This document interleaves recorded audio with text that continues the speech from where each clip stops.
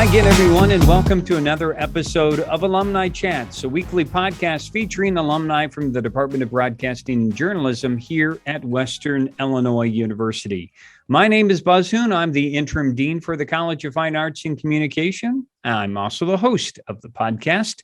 Today, I'm talking with John Kendall from the class of 2011. John, first of all, thank you for joining us, and how are you? I'm doing well, Buzz Hoon. It has been a very long time since I've heard or spoken to you. I know it does not seem possible. When I read that 2011, the whole time I'm thinking it does not seem that long ago that you were on campus. I was just watching an old game or two a few weeks ago, and I'm just like, man, that whole place has changed so much. Everything changed since I left, and some great memories and great people I worked with there, including yourself and everybody. And I look forward to reminiscing. It's great to see you, and just thanks for the opportunity. Great. Let's start with where you are. What's going on in John Kendall's life? Right now, I'm the assignment manager at WEEK TV in Peoria, Illinois. I have been there basically since I graduated Western Illinois. Started off as a young editor and young producer, and gradually got promoted up to becoming the assignment manager there. And it's a challenge, management position, and also the assignment manager, because you're the one who's assigning stories, calling to confirm things. I've been there for a couple months now, and it's been a challenge, but so is the news industry the way it is right now. Yeah, we're going to talk a little bit about management as we continue our chat here, but let's go all the way back. I want to find out what a young John Kendall was like growing up in Granville, Illinois, which is, for those that don't know, it's in Putnam County. Is that right, John? And near the Starved Rock State Park? It is. It's about 2 hours away from Chicago, about an hour and a half from Quad Cities, an hour and a half away from Peoria. So literally it's almost right in the middle. Granville, Illinois, a great town to grow up in. Very small farming community. Always wanted to become a journalist. Always wanted to. It was weather at the beginning. I was always a weather nut. Still am a weather nut. And age 4, we had a kids festival down here in Peoria that I went to, ironically hosted by the TV station I work for now. Impressed a meteorologist so much that I got to do a second tape with him. He only did one with the kids, but I recited his forecast enough back to him that he was just so impressed. 4 years old? And then 4 years old, I was reciting his forecast back to him, and he was very shocked that I was doing that, but always enjoyed that aspect. And then went into the sports broadcasting aspect of it, and the writing aspect, writing for the couple newspapers up there, the Putnam County Record, Bureau County Republican, while also calling games in high school, fixing the tech issues with our small TV station. I got to send a shout out to Jack Immel and Mike Gonnett, who ran that TV station and allowed me the opportunity to broadcast the games, go on the road, and call all the games that we did.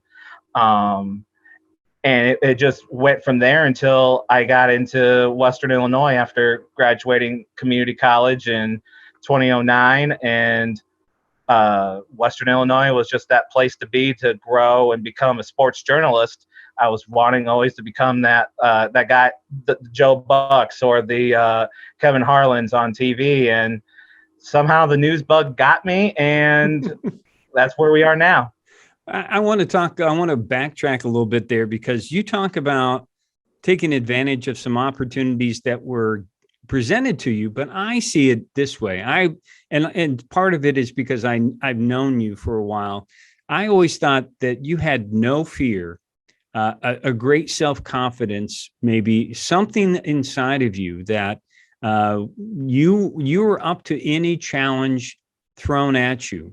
And so when you talk about being 4 years old and wanting to be on the weather, and then later on you're writing for, which I think is it's not every kid that wants to be a writer and then later on take on responsibilities to do stuff in high school like what you did. I think it says, so where do you think that came from?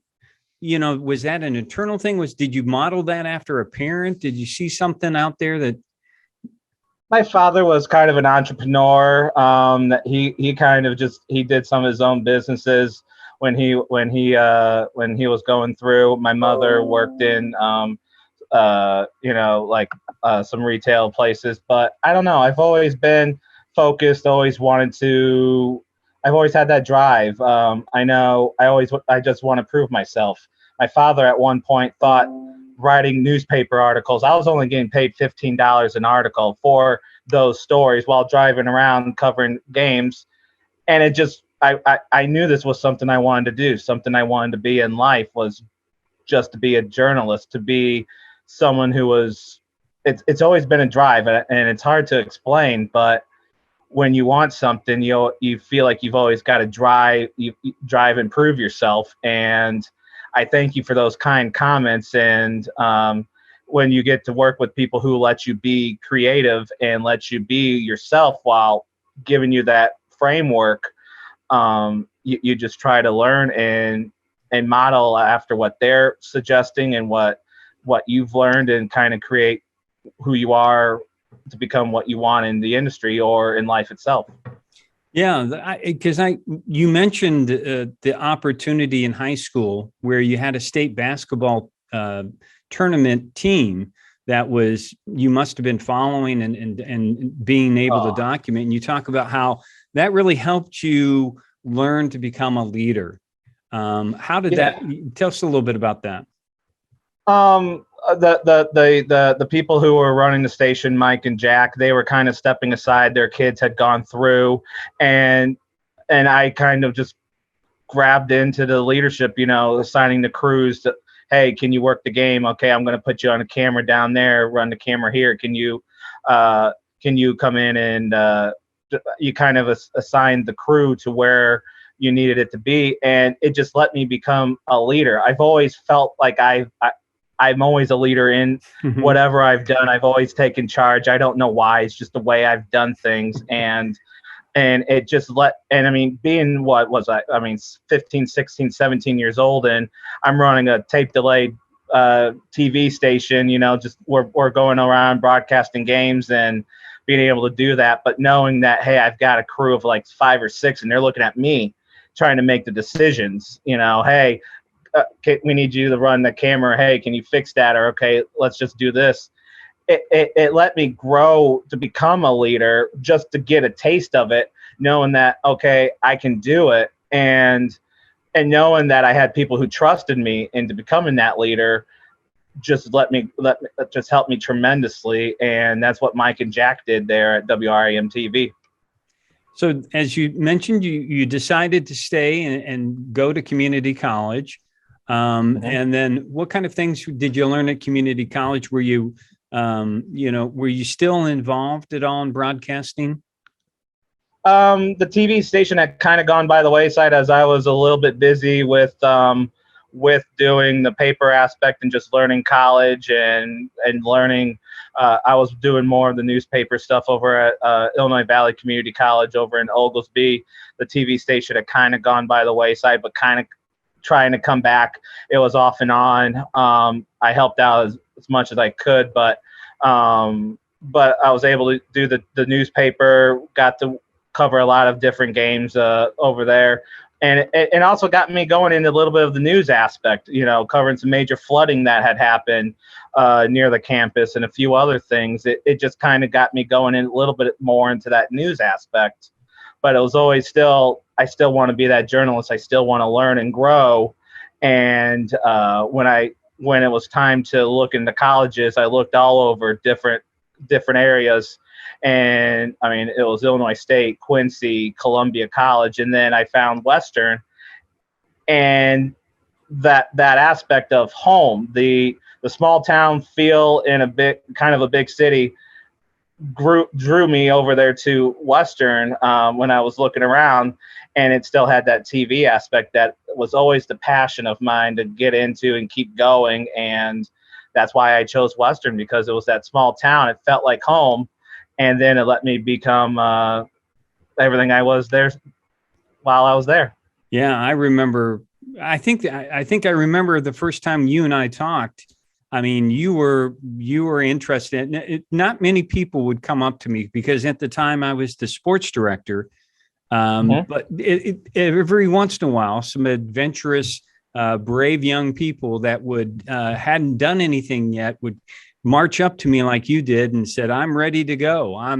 Put me to work and let me get some opportunities to do some broadcasts." Do you remember that? Oh man, you let me be me while framing more of the framework. I mean, when I was in high school, I never had sports broadcasting classes. I never did that.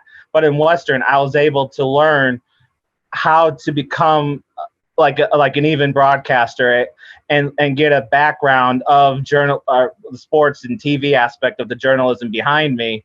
And I'm not going to lie, Buzz. I mean, we had some great people down there at Western Illinois when I was down there. Dakota Horn, Paul Strader, just two of the people I can think of off the top of my head. Dakota and I had a great chemistry together while we did the games out there. And you let us do soccer, you let us do volleyball, Macomb High girls basketball, which had never been done there.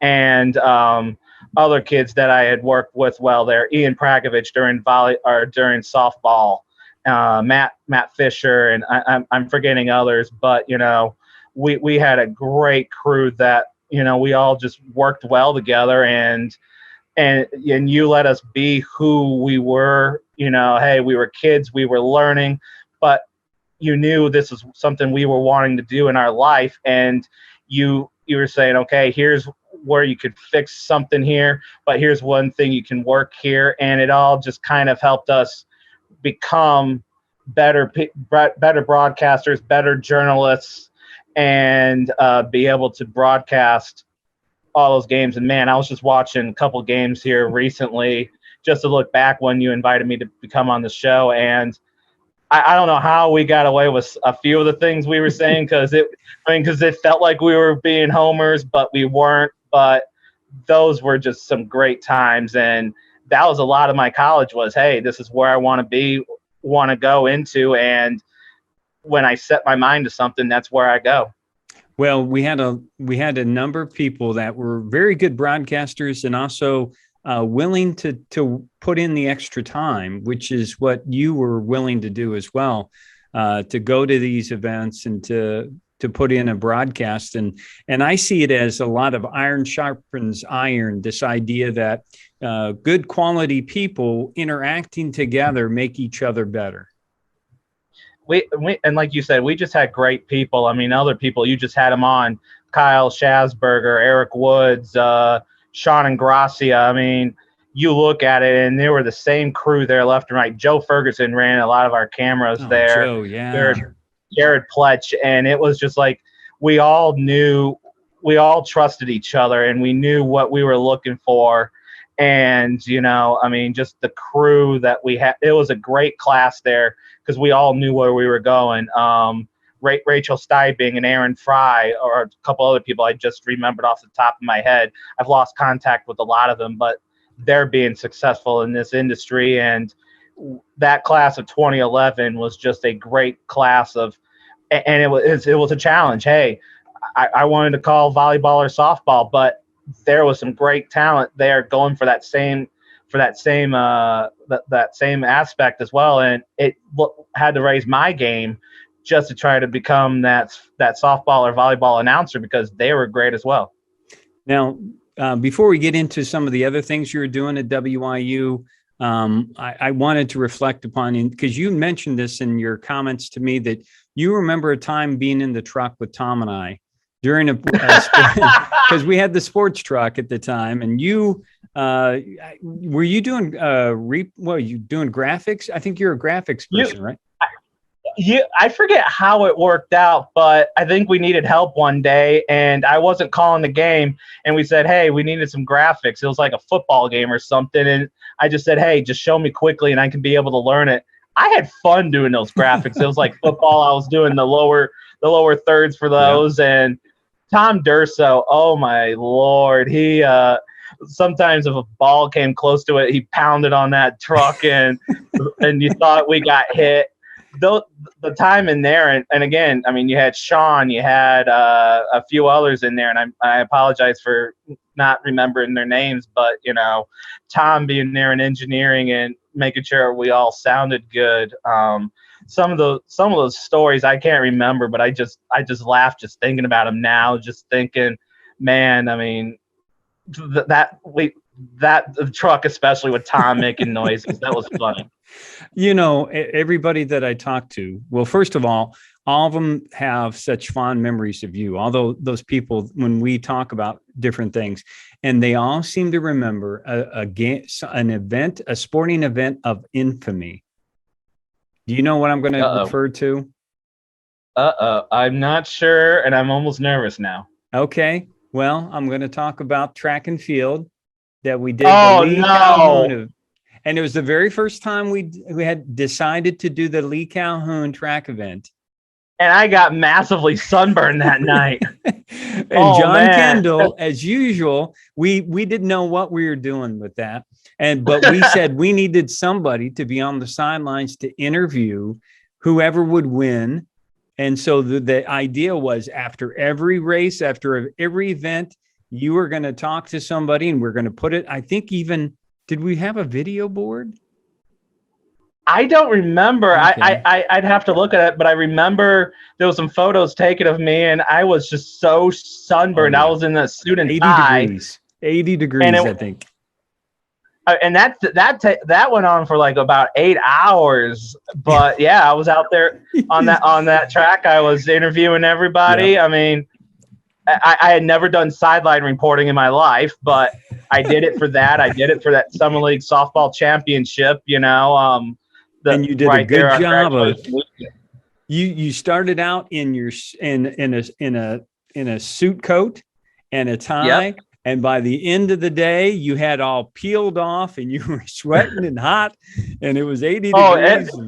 Yeah. I think I got back to the dorm room that night, and I couldn't move because I was so soaked and so burned. Oh, man, I forgot all about that. Yeah.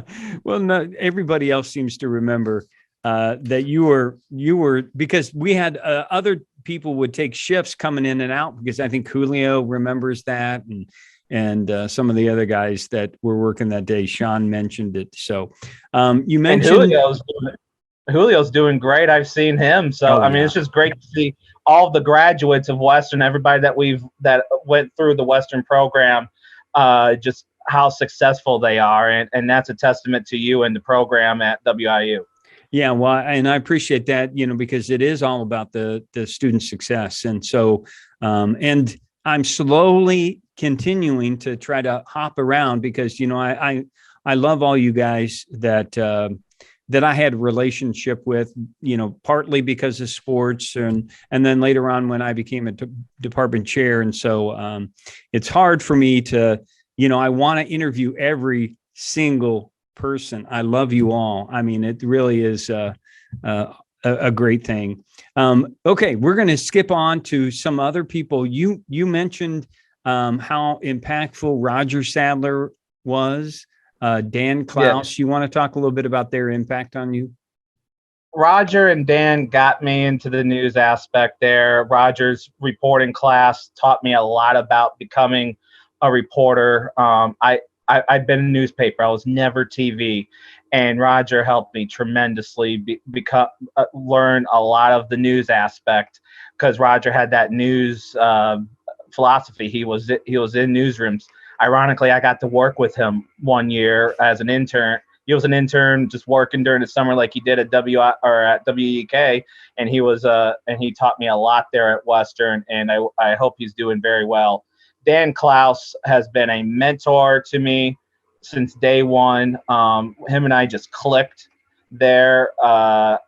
He was a teacher there. He And I just went to him because he was a lot of that news aspect, and he has helped me tremendously in my career. He has given me advice as to if I should leave, go to another TV station, what markets I should look for. He is a news director now in Duluth, Minnesota at the Fox 21. He has become a tremendous friend of mine and a very good mentor to the fact that I can trust. And we get a new news director. I've called him, hey, what do you know of him? He knows a lot of people in the business, and he's just helped my career tremendously. You know, hey, you should stay here. You should just keep working. I know something good's going to come to you. And he was more than excited when I called him and said, hey, I'm getting promoted. I'm becoming a manager here. And it is great to have those relationships. I wish I could say that to Roger. I've fallen out of contact with him, but he taught me a lot of becoming a news person. He taught me how to become a producer. I remember some of the shows we worked together. I think Sam Breyer and I were the Wednesday producers back in 2011, and just to see how much aspect or how much work actually came into becoming a news producer awakened me. And between him and Roger, they helped me become a journalist that, kept driving, kept wanting to become something, and said, hey, the sports aspect may be a little harder to get into. The news aspect, you can get your foot in the door. And they were able to help me get in. And Paul Strader, he was a student there at WIU at the time. He got me in at WEEK. He was part-time and then a reporter there at WEEK. He said a job opened up as a part-time gig. I had graduated, had not found a job for about 6 to 7 months, almost gave up. And he said, hey, I know a guy. He produced me there at WIU, and he made me look good. He got my name into the news director, got me in, and it was a part-time gig, but it got me going in the TV business, and it's grown into 10 years later. I'm the assignment manager there at that TV station. So those three have been tremendous aspects and tremendous helps to me in my career, and I owe them nothing. I owe them more than I can probably ever give back to them. Oh, that's awesome, John. And, one of the other things I wanted to bring up was that you were involved, obviously, a lot with everything on the third floor, Sallee Hall, but another place that you found to anchor you, which I think was important for you individually, was the Wesley Foundation, which is a great organization. Yeah, it's with the Wesley Church. I know you attend there, and but the Wesley Foundation, it helped center me. It helped me kind of clear my head because, of course, I get so focused on to go into the news, going into what I got to go. Oh man, I got a game. I got this. I got that. But the Wesley Foundation, I was able to get some good friends there. A few of my friends who were here at IVCC came down. We were over at Western together. Good friends, good fellowship. We're able to play some good pool games, just sit back and relax. And, hey, it was able to clear my head.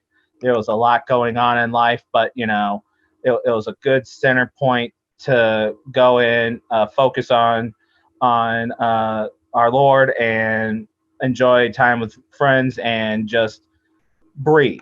And that was and Wesley Foundation helped me quite a bit.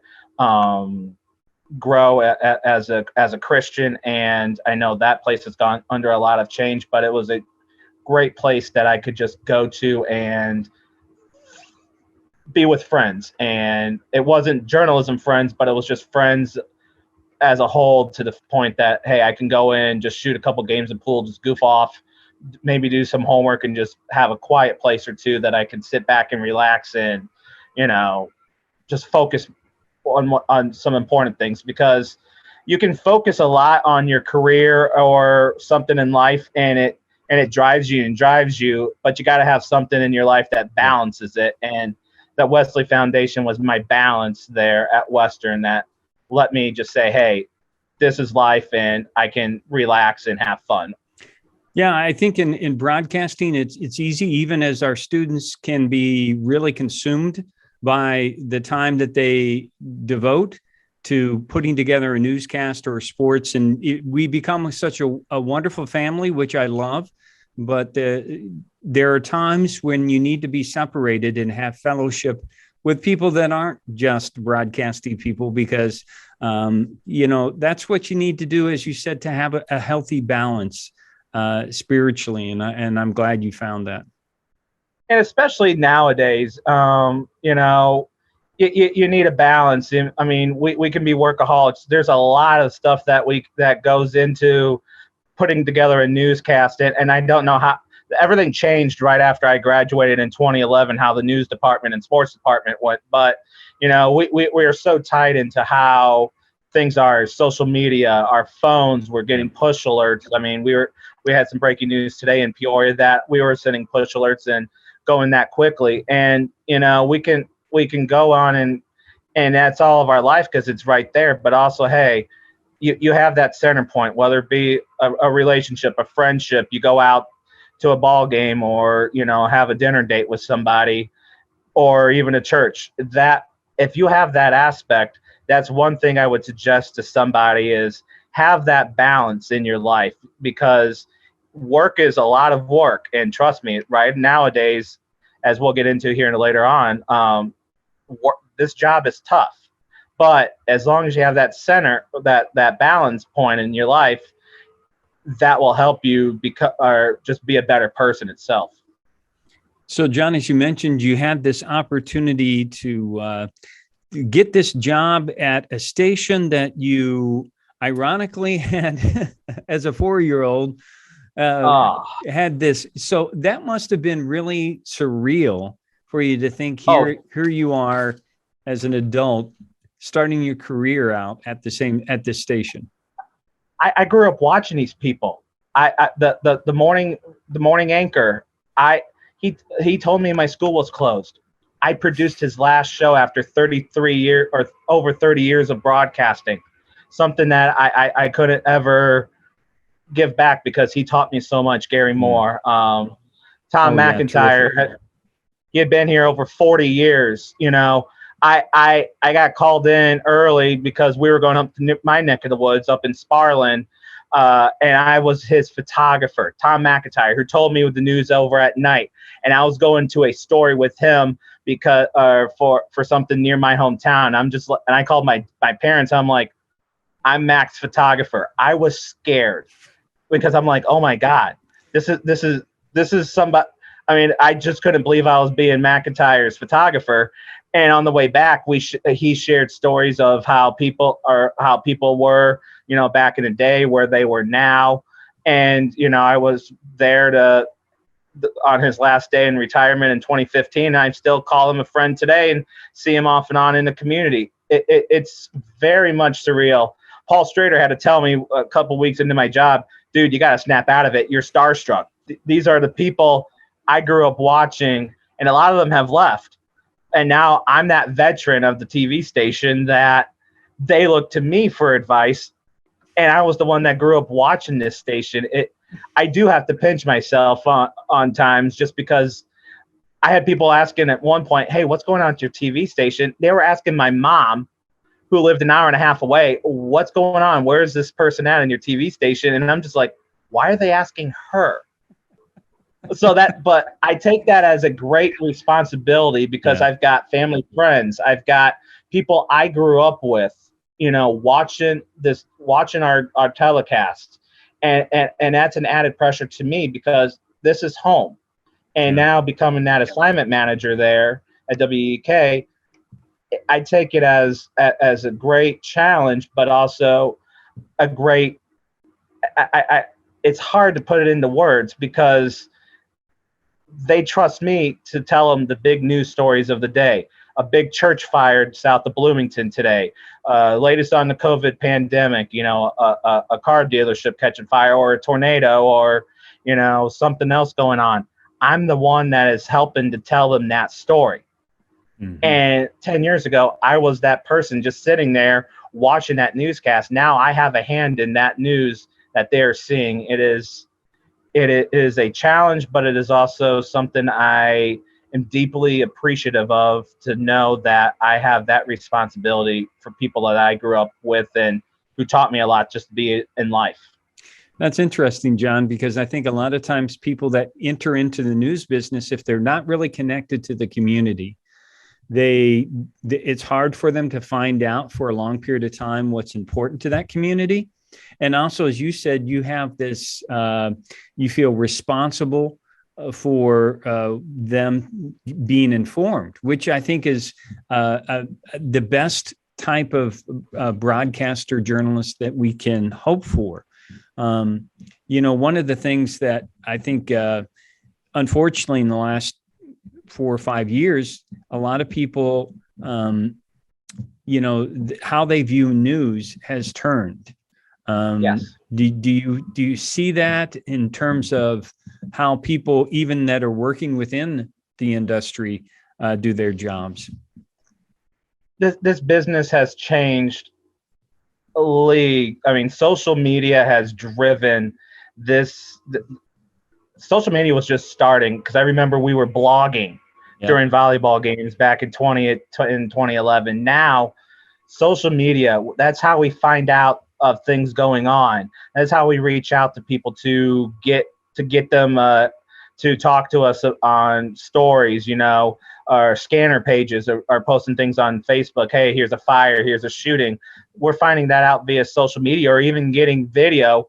But you look at like top 10 trending video stories, they're Facebook Lives. They're videos that people are shooting of a tornado scene or some other scene that they're sending to us because, hey, they're right there and we're asking them for the video. Social media has completely changed this game. 10 years ago, I would have never pictured having a Roku or a streaming device that you could pick up a game or something that you could watch WIU TV 3 or anything there. And it's also kind of been a negative, because you always got to get that story on the web, and you get people's comments, and people comment, oh, this is fake news, this is something, this or that, and you get the people's comments, and sometimes that does wear on you. I mean, that part of it, because you hear from the viewers. But it's also good because they can send you pictures of weather or everything else. And I think right now with social media, and also the climate that we're in now, the political climate, and just the way the world is right now, our job as journalists to be balanced, to be accurate, to get 2 sources or 3 sources of confirming something that's in the news. That is the challenge that we face, just because we have to make sure it's correct. We have to make sure it's accurate, because you don't want to go on the air and say, hey, the story we did was completely wrong, or slander somebody. You don't want to do that, because that knocks your credibility down. That knocks everybody's credibility down. And that's what a lot of people are looking at nowadays, to be accurate, especially in the COVID pandemic world, when things are changing by the hour. You got to make sure it's accurate. Hey, what's the health department saying? These crime stories, shootings or crimes. Hey, police, what's going on? Do we have a suspect, or what happened in that court case? You have to make sure that you get all of it correct, and social media helps it but also hurts it, because you also have to figure out, is this source credible, or is this somebody that's just blowing hot air? And you go from there. But as a journalist now, you go do your own story, you write, you shoot, you edit it, you're posting it to the web. But hey, go Facebook Live, tell me what's going on at a fire scene. Okay, out of all that, I've only got 4 hours to get everything together, and now I've got to go do something on social media. So social media has completely changed the game. I don't think we knew of it 10 years ago the way it was going to go. No, where you got to go where the eyeballs are, and they're everywhere. They're online, they're on the phone, they're on, watching some of the broadcast and back on the phone and commenting. The lines are blurred. Yeah.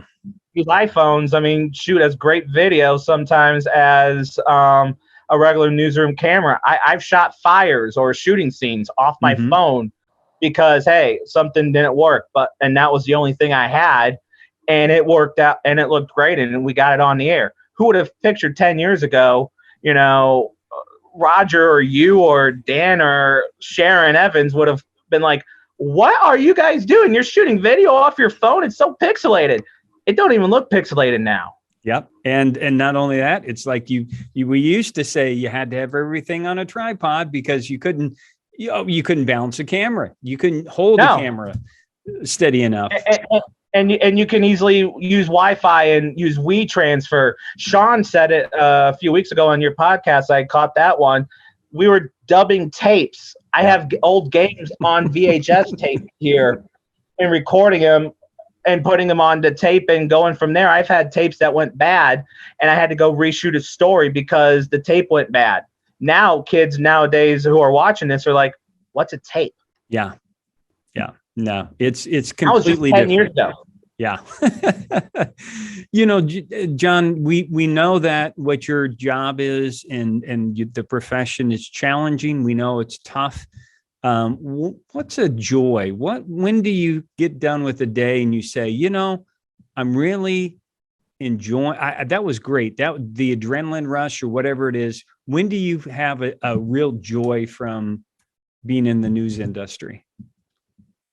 I think when somebody is sitting down and they're learning more of the story than anybody else, if they went to our opponent or any other place, a joy is just knowing, hey, we got the story right, we got it accurate, and a lot happened.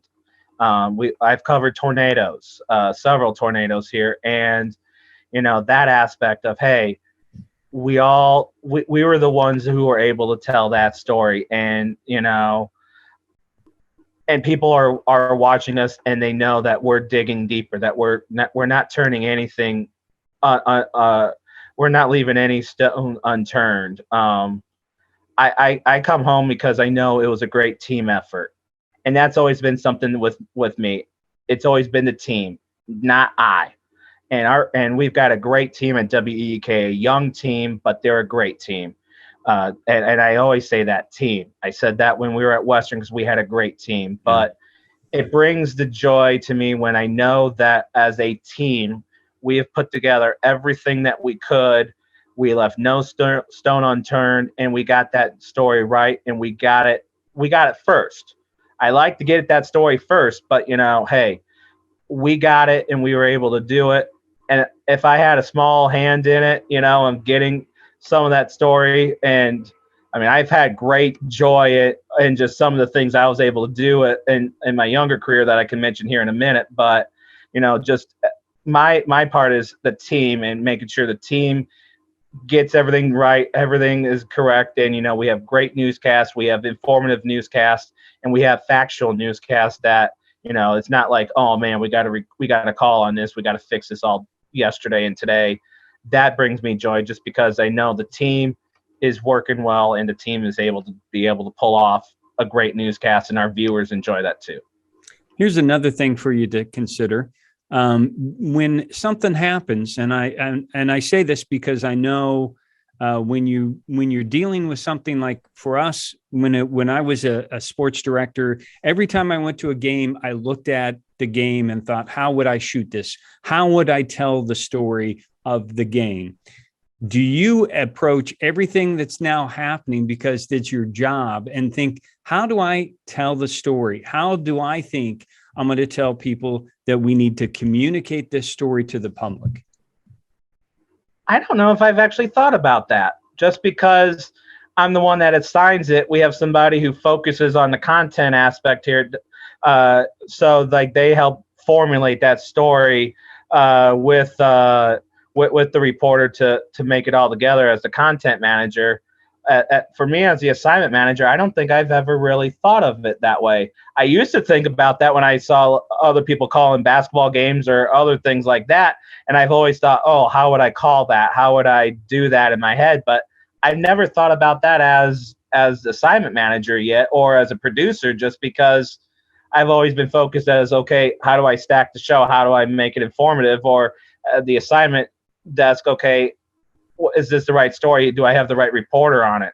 But that's something to really think of. And something definitely for students to think of. Yeah, well, you're definitely at the macro level. You're at this high level, John, where you're having to deal with the situation at the highest level, and let the other people do that part of it. And I just, at some point, I just see how our brains get wired when we're involved in something after a long period of time. And I think at least for me, I tend to try to solve the problem. Like, how do I see where cameras could be and how people could broadcast this, and what would be an interesting story about this team, and what would be an interesting story over here. And so it's just, I like to pick people's brains about their jobs and see how that has happened. I know we've had several challenges within the past few weeks with the holidays. People have time off, illness, and other things like that. And it's always like, man, I wish I could get a camera to that event because I can't, because that's something important going on. But we were, not being able to do it. But then, okay, hey, I can get it via Zoom. I can get it, and that's a couple of other things. Zoom. Whoever thought we would be able to do Zoom interviews like this? Yeah. I mean, I never thought 10 years ago we'd be able to do this, but since 2020, we've been doing Zooms. And I don't think you and I would have had a conversation like this if it wasn't for the pandemic, and that's how that's changed. But I mean, just how things have done that. And like you said, you have to think about how you cover something, or who's the right reporter for that.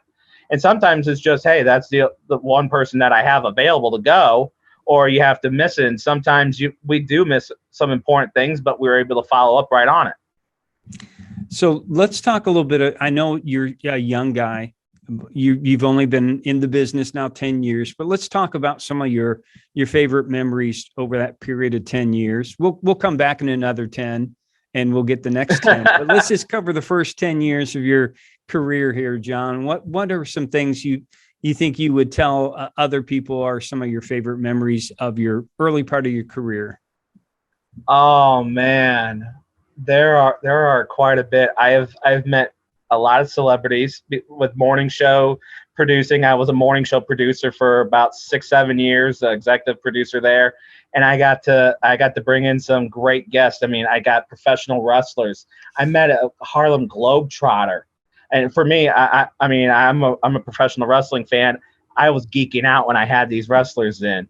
Like I said, the Harlem Globetrotters. It's just like, wow, these guys are going around the country, and I get to interview them. I've had other people, and I'm blanking on some of the other ones, but like other major celebrities come in, and the one thing I've learned, they're just regular. I got to interview Josh Taylor from Days of Our Lives. He's from Chillicothe, Illinois, but I reached out to him on a whim for a story about World AIDS Day, and I got to do a Zoom interview with him. This man is a major celebrity. He's done a lot of shows, including Days of Our Lives. Oh, I was like, oh my God, I'm interviewing Josh Taylor. This is a person you see on TV. And he was very appreciative of the story that we did of the person that he knew that went with World AIDS Day. And I'm just like, oh my God, Josh Taylor liked the story that I helped do, and he liked the questions I gave him.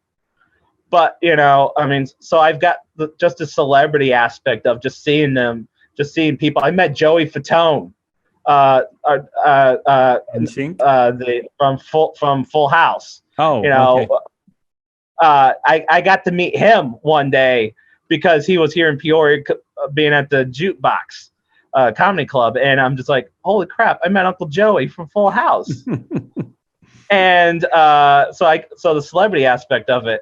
Some of the other great memories I have are just being able to go cover a big story. I mean, and they're not great memories, but they're just memories of, again, a great team effort that we've done. When the Washington tornado happened here in 2013, all the networks were up here. We were there literally moments as the tornado struck. I almost drove into the tornado because that was my shelter, and I had just moved here to my new house. And just being part of the great team coverage that we had that day, and having the small aspect of that was just a great memory, because it was, hey, the team pulled together. A lot of some of the violence that we've had here, it was, again, team effort. Knowing that I had a small part of that, or seeing the video I shot, I was just like, hey, I shot that video, and that made me happy because it keeps getting used. Granted, it's a bad situation, but those are just some of the great memories. Yeah, it's some great fun times for me because I've been able to work with some great people, and we have some funny moments just based off of some videos or a silly mistake or two. But just being able to be part of the team as we provide some great coverage of the big tornadoes here in 2013, or state basketball runs, or just stories that were just human aspect stories, and they were part of the interviews. Like I said, with Josh Taylor, and him saying, "Man, the questions you asked me, they were great questions." I don't know. That gave me pride, just for the simple fact that these people who are famous hear the questions I'm asking them, and they're just regular human beings like you and I. Their job is just, they're on TV and they're entertainment. Well, John, I'm proud of you, but I also knew that you had that drive. Let's finish up with this question, which is one that I always like to connect back to how it could benefit our students. What kind of recommendations might you have for a young person like yourself that has an interest in broadcasting and needs to explore opportunities? First off, one thing I did not have was an internship, and a lot of people look at internships. Yeah. And I know our former company, Quincy Media, had paid internships, but other stations, other companies have those internships. If not, network with people. Since with me networking with Paul Strader and a few others, they know your work. They got me in, did Paul, and it just worked from there. And now I know people who work in Houston, who work in Portland and other places. They know my line of work, and they're like, hey, he's a person to get a hold of. So the networking aspect is also that big part. And also, go for that job that you may not think you fully deserve. There are a lot of open spots right now. WEEK has 3 people. WEEK.com. You can go there and look for a job if you have it. But the one thing I'm going to suggest to people, and I say this all the time to our newbies, be a sponge. Be a sponge. Soak up the knowledge, because that's what I did. I soaked up the knowledge. I came in greener than green. And I won't quote you what my news director says now, because he was the assignment manager when I first started, and he saw how green I was. But, learn how to use that camera. The cameras are different sometimes in different places. But, go learn your community. Go learn the history of it. Go drive around just a random street. Hey, I'm off on a Saturday. I'm going to go drive around just so I learn, where a few things are, because something may happen on that street. I may be sending you there. Be the sponge, because an advice I give you now may help you 3 weeks from now as you're going to go cover another story. And you remember, hey, the way I shot that story, I can go there and use that. That's what my news director did once. He taught me how to shoot an actual story because I wasn't shooting it right. I've used that knowledge that Leon Hendricks, my news director now, taught me then 10 years ago to other photographers, other people now. So being that sponge and learning it, you're going to have to adapt in this business. Everything changes. What we know now and what we do now is going to change in 2 years. So be able to adapt. I've always changed my producing style, the way I kind of produce things, just because, other people were producing different. But so never be afraid to be that change. And always ask that stupid question, because that stupid question, a couple other people may not know. And if you don't, then at least if you don't know it, you don't know it. And you don't want to sound bad on air to the point that you're saying the story wrong, because that one thing that you're asking can be that key to that story as well. Well, some good advice there, John. I hope at some point in time you'll be able to come back to Macomb. We can hang out and catch up even more about the things that we can remember while I can still remember them. I agree with that. I know I've been to Western Macomb a couple times to see a few friends. I've lost a lot of contact with them, but like you were saying, there's some great memories down in Macomb.